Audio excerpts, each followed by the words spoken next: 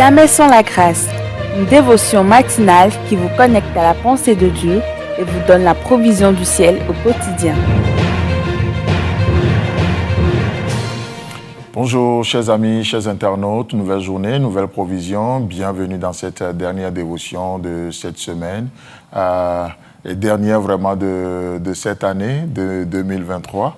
En tout cas, que Dieu vous bénisse et nous tirons vraiment chapeau à chacun d'entre vous pour votre amour pour les choses de Dieu et pour votre sérieux aussi, cette aventure que nous avions à faire durant toute cette année, vos soutiens multiformes.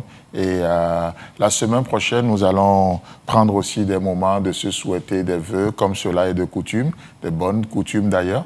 Et vraiment, que Dieu nous remplisse de sa sagesse, de sa vision pour la nouvelle année. Et voilà. Père, nous te bénissons. Merci de bénir cette dernière dévotion de cette semaine également, au nom puissant de Jésus-Christ. Amen. Alors hier, nous avions lu 2 versets et je me fais le plaisir de nous rappeler le dernier qu'on a vu dans Luc chapitre 22, le verset 19.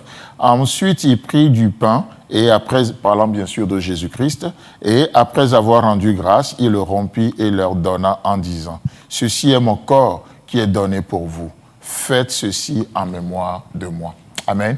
Et hier, justement, nous parlons de combien c'est important d'avoir de souvenirs, de se souvenir des choses, de faire les choses en mémoire de Jésus. Alors qu'il a pris le pain, il a brisé et il donna à ses disciples en disant, « Ceci est mon corps qui est donné pour vous. » Oh, ça veut dire quoi? Et quand Jésus-Christ dit « Faites ceci en mémoire de moi », il est en train de leur dire « Oh, souvenez-vous de ce sacrifice. » Souvenez-vous de ce sacrifice. Dans votre marche, ce n'est pas vous qui vous sacrifiez. Non, même en faisant vos sacrifices, en payant le prix, souvenez-vous du prix qui a été payé. Parce que ça sera une source d'encouragement pour vous. Parce qu'à chaque fois que je deviens la source de ce que je fais, je cours vraiment un danger, le danger d'être découragé, le danger de perdre la force, de m'énerver.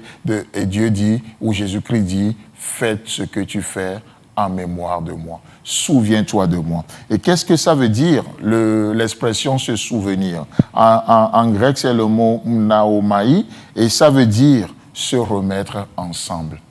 Se remettre ensemble. Ça, c'est extraordinaire.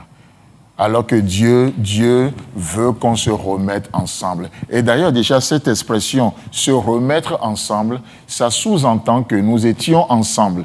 Mais il y a quelque chose qui s'est passé. Il y a quelque chose qui a divisé. Il y a une ruine qui s'est passée. Vous voyez? Il y a quelque chose qui est passé. Sinon, Dieu ne nous demanderait pas de nous remettre ensemble. Mais s'il nous dit se remettre ensemble, ça veut dire quoi? C'est le moment de la réconciliation. Là où les torts et les dommages ont été faits, Dieu nous demande de nous remettre ensemble. Là où les liens de famille, les liens d'amitié, les liens sont coupés, Dieu nous demande de reconsidérer les choses.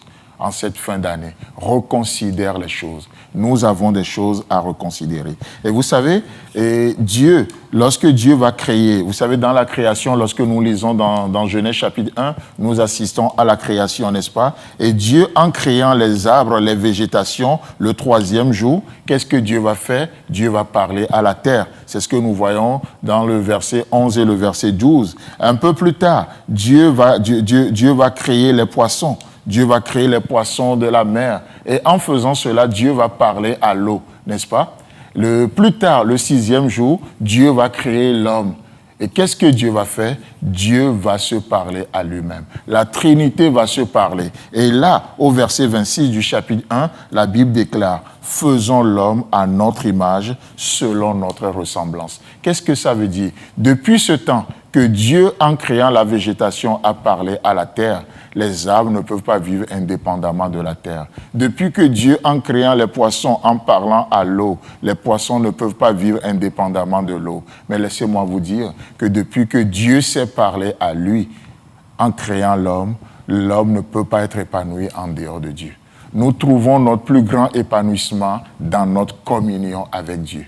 Dans notre communion avec Dieu. C'est pour ça que Paul va parler aux chrétiens de Corinthe. Et qu'est-ce qu'il va leur dire dans 1 Corinthiens chapitre 1, le verset 9, Paul leur dit, Dieu qui est fidèle, lui qui vous a appelé à la communion de son Fils Jésus-Christ, notre Seigneur.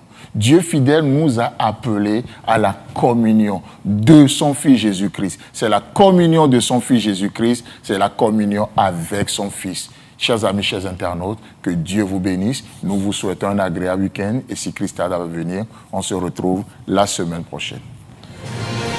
Si vous avez aimé cette émission, parlez-en à vos amis. Parlez-leur du message de la grâce et de ce qu'il fait dans vos vies. Pour un sujet de prière, une question ou pour devenir partenaire, contactez-nous au 00229 94 75 80 20. Que Dieu vous bénisse et à la prochaine.